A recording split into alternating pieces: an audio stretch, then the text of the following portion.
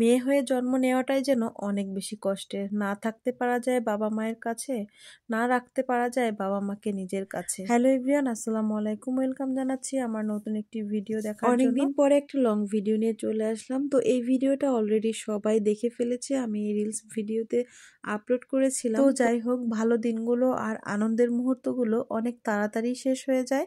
এই তো সেই দিন আব্বু আম্মু এসেছিল আমাদের বাড়িতে, আর যে কয়েকদিন ছিল আমাদের বাড়িতে আমার কাছে দিনগুলো অনেক বেশি স্পেশাল ছিল। তো এই তো সকাল সকাল রান্না করতে চলে আসলাম, আর এটা ছিল সকালের একটা ভিডিও। এটা মামনির জন্য টিফিন রেডি করতেছিলাম, কারণ এটা হচ্ছে টিফিনে চলে যাবে, কারণ তার জন্য প্রতিদিনই টিফিন রেডি করে দিতে হয়, কারণ যেহেতু ওর 7:15 থেকে কোচিং শুরু, এর জন্য 7টায় ওকে বের হতে হয়। এই ভিডিওটা আমার কিছুদিন আগের করা ছিল, আমি ব্যস্ততার কারণে ভয়েস ওভার দিয়ে আপলোড করতে পারি, তাই আজকে আপলোড দিচ্ছি। তো যাই হোক, এই তো নাস্তা বানিয়ে তারপর মেয়েকে স্কুলে পাঠিয়ে তারপর দুপুরে রান্না বান্না শুরু করব। তো যাই হোক, আসলে যে কথাটা বলছিলাম, মেয়ে হয়ে জন্ম নেওয়াটা আসলে অনেক বেশি কষ্টের। এই কথাটা এই জন্যই বললাম যে আসলে দেখেন, আমরা ছোটবেলা থেকেই মা বাবার কাছে বেড়ে উঠি, বড় হয়ে সবকিছু বুঝতে শিখি মা বাবার কাছেই, আর অথচ তাদেরকে রেখেই কত দূরে থাকতে হয় আমাদেরকে।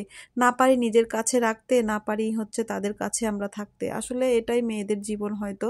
তো যাই হোক, আসলে এটা মেনে নিয়েই যুগের পর যুগ কেটে যাচ্ছে মানুষের, আর এটা মেনে নিয়েই সবাইকে থাকতে হচ্ছে।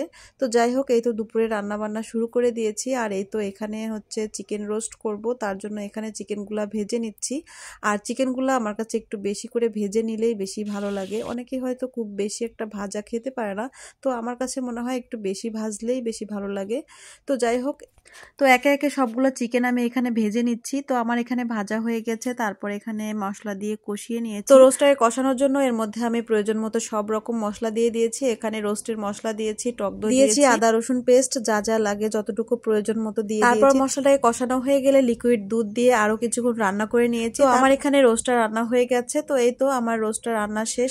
তো সাথে এখানে বিরিয়ানি রান্না করা হয়েছিল, আর এখানে আরো কিছু রান্না ছিল যেগুলোর ভিডিও আমি নিতে পারিনি। আসলে বাসায় মেহমান থাকলে তেমন কোনো ভিডিওই আসলে নেওয়া হয় না, করাও হয় না। তো এই তো বিরিয়ানিটা কিন্তু অনেক মজা হয়েছিল, অনেক সুন্দর হয়েছিল দেখতেও কালারটা।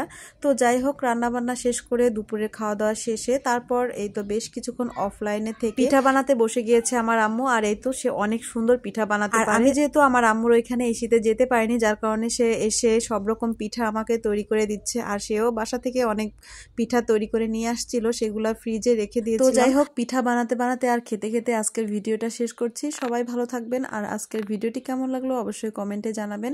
আর ভিডিওটা ভালো লেগে থাকলে প্লিজ একটি লাইক কমেন্ট শেয়ার দিতে ভুলবেন না। আজ বিদায় নিচ্ছি, আবারও চলে আসবো অন্য কোনো দিন অন্য কোনো ভিডিও নিয়ে। সেই পর্যন্ত সবাই ভালো থাকবেন, সুস্থ থাকবেন। আল্লাহ হাফেজ।